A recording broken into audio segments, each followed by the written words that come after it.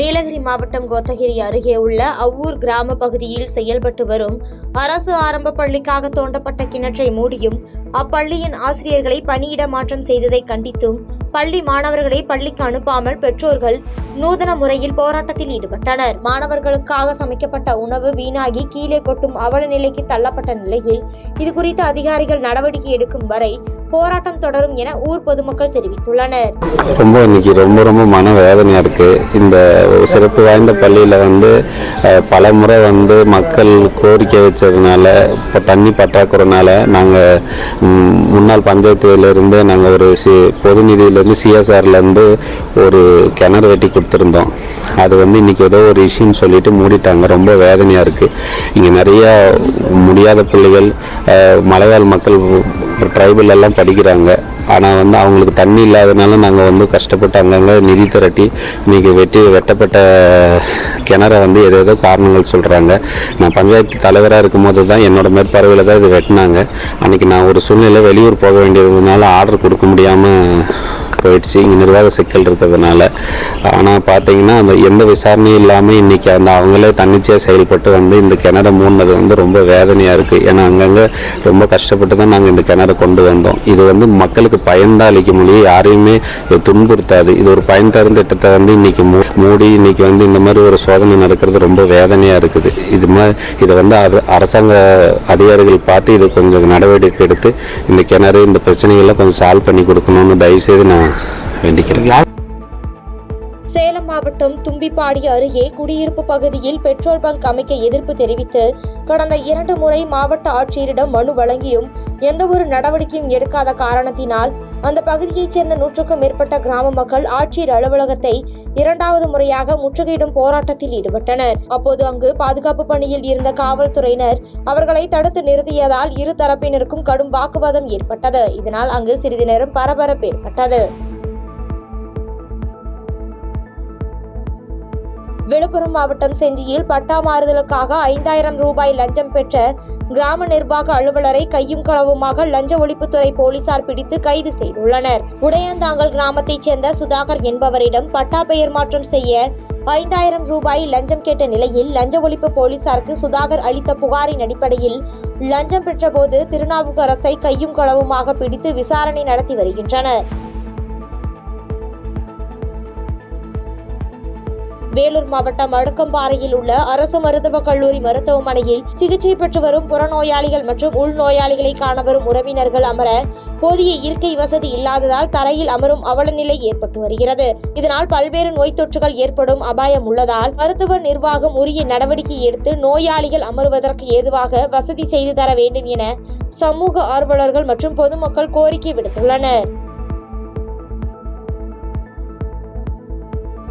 மதுரை மாவட்டம் நிலையூரில் இருந்து பெருங்குடி செல்லும் சாலையில் புதிதாக திறக்கப்பட உள்ள அரசு மதுபான கடைக்கு எதிர்ப்பு தெரிவித்து அப்பகுதியைச் சேர்ந்த பெண்கள் போராட்டத்தில் ஈடுபட்டனர். மேலும் அருகில் உயர்நிலை பள்ளி செயல்பட்டு வருவதாகவும் பள்ளிக்கூடத்திற்கு செல்லும் பெண் குழந்தைகளுக்கு பாதுகாப்பான சூழல் இல்லை என்று போராட்டத்தில் ஈடுபட்ட நிலையில் உயர் அதிகாரிகளிடம் கேட்டு உரிய நடவடிக்கை எடுப்பதாக டாஸ்மாக் தெற்கு தாசில்தார் செல்வராஜ் தெரிவித்ததன் பேரில் பொதுமக்கள் அங்கிருந்து கலைந்து சென்றனர்.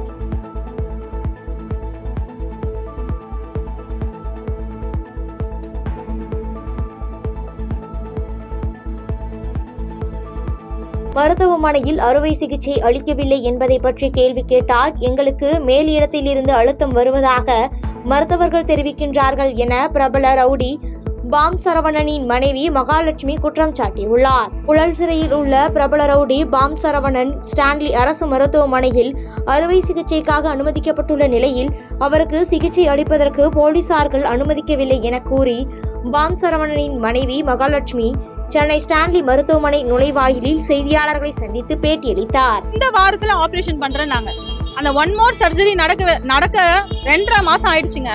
1.5 மாசத்துல பண்ண வேண்டியது 2.5 மாசம் ஆயிடுச்சு. நான் 3rd டாக்டர் ஒப்பீனியன் கூட வச்சிருக்கேன். வெளியில டாக்டர் கிட்ட கேட்டு கன்சல்ட் பண்ணி ஒப்பீனியன் என்கிட்ட இருக்கு, இமீடியட்டா பண்ணணும் அப்படின்னு சொல்லிட்டு. இப்ப இவ்வளவு நாள் 2 மாசம் பண்ணாம இந்த வாரத்துல பண்றேன்னு சொல்லிட்டு முந்தா நேத்து நான் டெய்லி பார்க்கும்போது ஃபிட்னஸ் கேட்கும்போது ஃபிட்னஸ் வந்துடுச்சு, அநேகமா இந்த வாரத்துல பண்ணிடுவாங்க டாக்டர் சொன்னாங்க. ஏன்னா சைன் வாங்கும்போது அதை சொல்லி தானே வாங்குனீங்க, டாக்டர்ஸ் தானே நீங்க. உங்களுக்கு பிரிசனர்லாம் கணக்கு இல்லையே.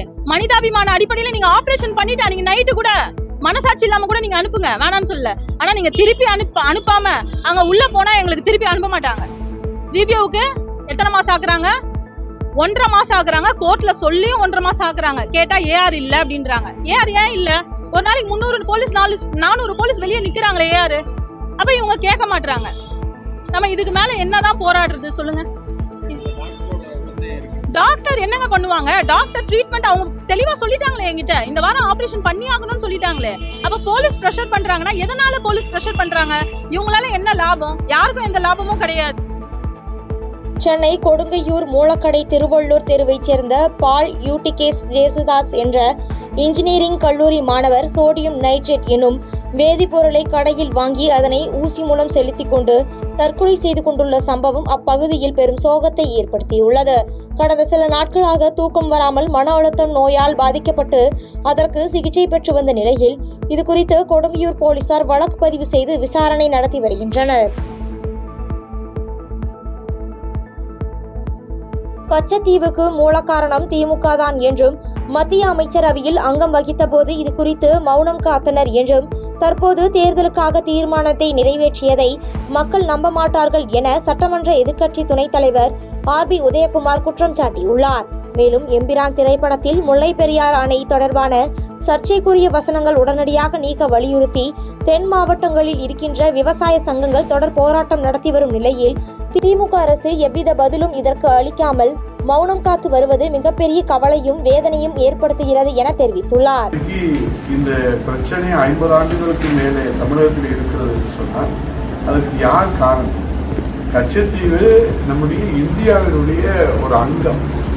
ஆக அந்த அங்கத்தை அவர்கள் பிரித்து கொடுக்கிற போது ஒரு கடுமையான எதிர்வினை அவர்கள் ஆக்கியிருந்தால் அன்றைக்கே அதை தடுத்து நிறுத்திருக்க முடியும்.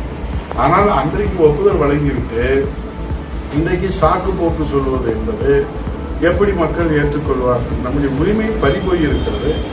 அதனால் இன்றைக்கு மீனவர்கள் படுகிற துன்பங்கள் துயரங்கள் நாம் சொல்லால் வடிக்க முடியாது.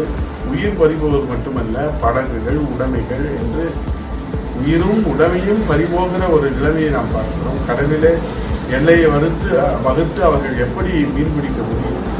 அவை இந்த பிரச்சனைக்கு மூல காரணமாகவும் முழுமுழு காரணமாகவும் திமுக தான் இருக்கிறது. சர்வதேச ஆட்டிசம் விழிப்புணர்வு தினத்தை முன்னிட்டு திருச்சி மாவட்ட ஆட்சியர் அலுவலகத்தில் விழிப்புணர்வு நிகழ்ச்சி மாவட்ட ஆட்சித்தலைவர் பிரதீப் குமார் தலைமையில் நடைபெற்றது. இந்நிகழ்வில் ஆட்டிச குழந்தைகளின் வாழ்வின் தரத்தையும் வாழ்வாதாரத்தையும் மேம்படுத்த இயன்ற முயற்சிகளை செய்வோம் என்ற உறுதிமொழியை அனைவரும் எடுத்துக்கொண்டனர். தூத்துக்குடி மாவட்டத்தில் செல்போன்கள் காணாமல் போனதாக உள்ள புகார்களின் பேரில் துரிதமாக நடவடிக்கை எடுக்கப்பட்டு 11 லட்சம் ரூபாய் மதிப்புள்ள மீட்கப்பட்ட 100 செல்போன்களை மாவட்ட காவல் கண்காணிப்பாளர் ஆல்பர்ட் ஜான் அதன் உரிமையாளர்களிடம் ஒப்படைத்தார். அதனைத் தொடர்ந்து சைபர் குற்றங்கள் குறித்தும் அதிலிருந்து தற்காத்துக் கொள்வது குறித்தும் எடுத்துரைத்து சைபர் குற்றங்கள் தொடர்பான புகார்களுக்கு 1930 என்ற எண்ணை தொடர்பு கொண்டு அல்லது இணையதள முகவரியில் பதிவு செய்யலாம் என்று விழிப்புணர்வை ஏற்படுத்தினர். பாதகம் செய்பவரை கண்டால் நாம் பயம் கொள்ளலாகாது பாப்பா. மோதி மிதித்து விடு பாப்பா, அவர் முகத்தில் உமிழ்ந்து விடு பாப்பா.